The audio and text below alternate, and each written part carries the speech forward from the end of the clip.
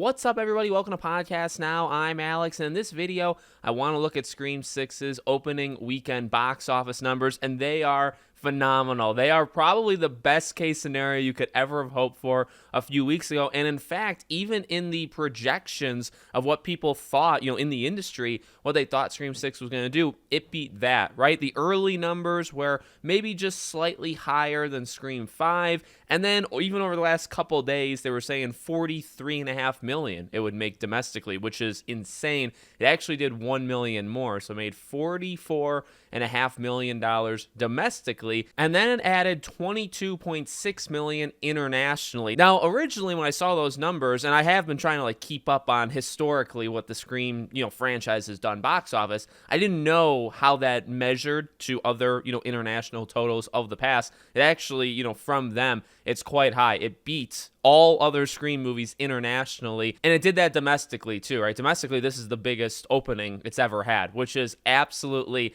insane, and it crushed what Scream 5 did, right? Scream 5, I believe, did 30 million domestically, which at the time, last year, right, last January, we were jumping for joy. We were saying Scream is back. We were saying, oh, they're good. They'll make their money back, right? And they'll for sure be able to make a 6. And now they've already hit 67. But I mean, looking at it individually, that domestic is enormous. To drop from this to whatever it's going to be next week, and of course it is going to drop, still I don't think should be that big of a deal, considering, again, you go back to a year ago, Scream 5, 30 million, and then I don't even know what that ended up dropping to. One thing I will throw in, not to necessarily play devil's advocate, but to keep an eye on, or at least something I'll be keeping an eye on, competition. I talked about this leading into this movie. This is something that Scream 5 didn't have. It had no competition for weeks and weeks and weeks. Now, it also had the stuff around the world. People were still getting used to going back to theaters. That was still definitely an issue. So, on one hand, maybe people were reluctant to go see it.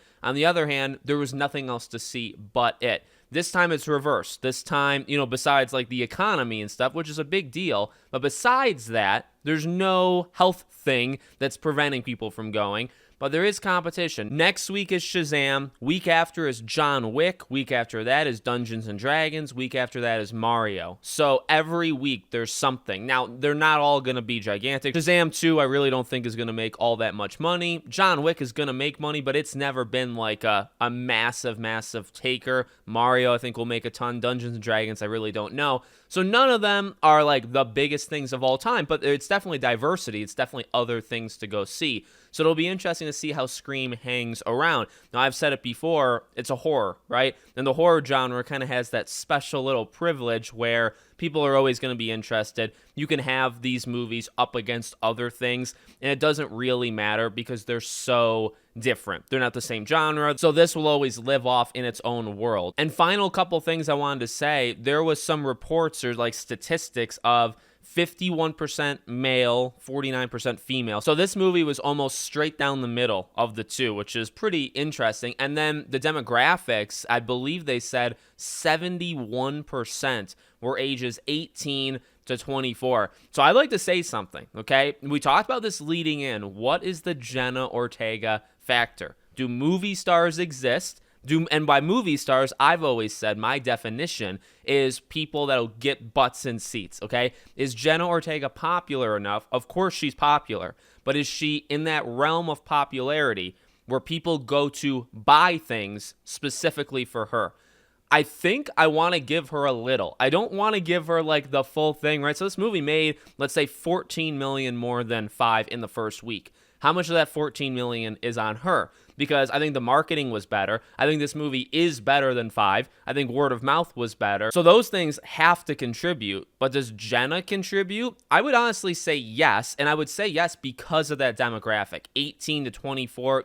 These are people that saw Wednesday, right? These are people that probably like Jenna. Again, not everybody. But it's interesting to look at for me. So I want to give some of this success specifically to her. Not saying the rest of the cast was bad. In fact, I actually think Sam, Melissa Barrera, was the best character in Scream 6. But I think it did have a Jenna Ortega factor, but maybe $2 to $5 million maybe came in because of her. I wanted to throw that out because it was a debate, it was a discussion, and of course we're never really going to be able to know how much she contributed just because of her persona, how big she is.